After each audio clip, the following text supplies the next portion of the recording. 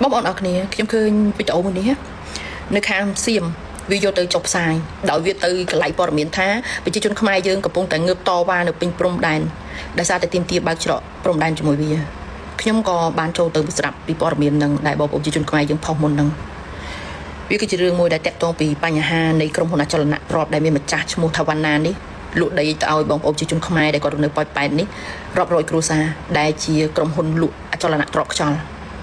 ហើយខ្ញុំសង្ឃឹមថារឿងនេះនឹងមានយុត្តិធម៌ទៅដល់បងប្អូនប្រជាជនខ្មែរទាំងអស់នោះ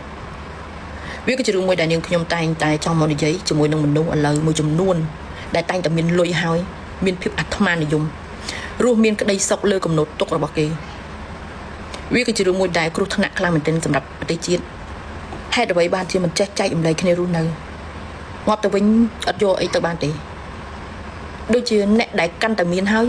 កាន់តែធ្វើបាបនឹងជញ្ជក់ឈាមទៅដល់អ្នកដែលអត់ងាប់ទៅខ្លាចជាទូលីដីអាលុយនោះក៏យកទៅមិនបានហើយរស់នៅមានក្តីសុខខ្លាំងណាស់ឬតែពេលដែលឃើញមនុស្សទាំងអស់ហ្នឹងរស់នៅជាមួយនឹងទុកសោកនឹងបបាក់វេទនាដោយសារតែទង្វើរបស់អ្នកឯងស្រែកឃ្លាននៅកម្លាំងញើសឈាមរបស់គេនេះ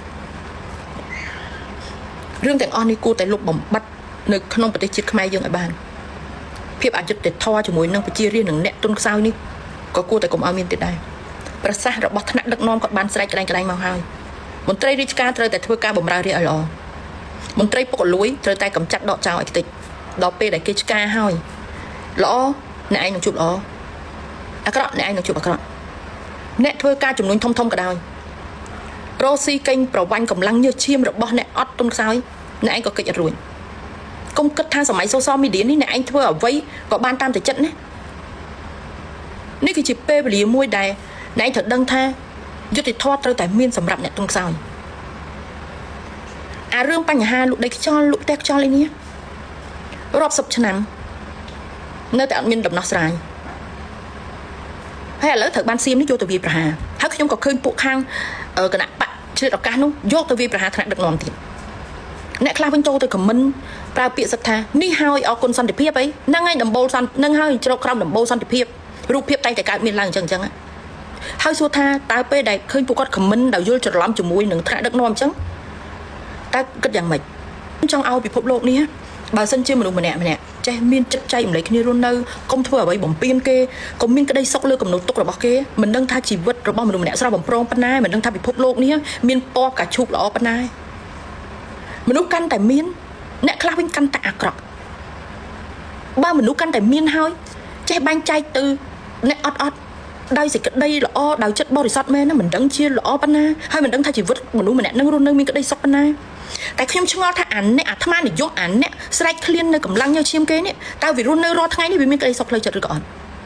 គេចេះដាក់ផ្ដាសាពីមុខពីក្រោយហើយងាប់ទៅវិញយកទ្រព្យសម្បត្តិនឹងទៅបានអត់បានទេ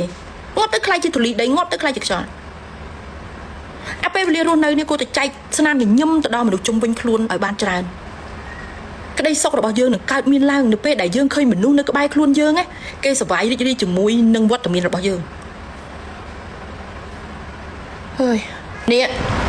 គូមកបោពួកមឹងนะคะដែលเข้าใจผิดนะคะประชาชนខ្មែរគូไม่ได้ประท้วงขอเปิดด่านนะคะ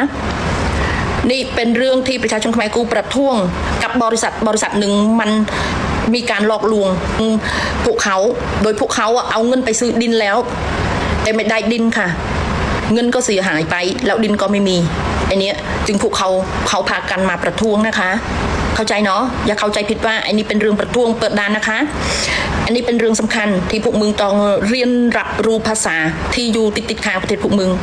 ถ้าไม่งั้นพวกมึงจะกลายเป็นควายโดยการทำข่าวในประเทศพวกมึงเนาะเหมือนพวกกูใครมาหลอกกูได้นะพวกมึงจะพูดอะไรกล่าวหาประเทศกูแบบไหนมาใส่ไลน์ไปสิยังไงก็ไม่ได้เพราะว่ากูพูดภาษาพวกมึงเป็นไงอันนี้มันเป็นเรื่องสำคัญนะกูเนี่ยเวียดนามก็เป็นนะแบบนี้กูมาพูดอีกทีนะคะไม่ได้ประท้วงขอบเปิดด่านนะคะไอ้ด่านเนี่ยปิดทาวรไอ้เรื่องนี้ประชาชนខ្មែរกูเอาเงินเป็นก้อนๆไปซื้อดินแล้วไม่ได้ดินค่ะกำลังประท้วงกับบริษัทหนึ่งโอเคเนาะเข้าใจนะโอเค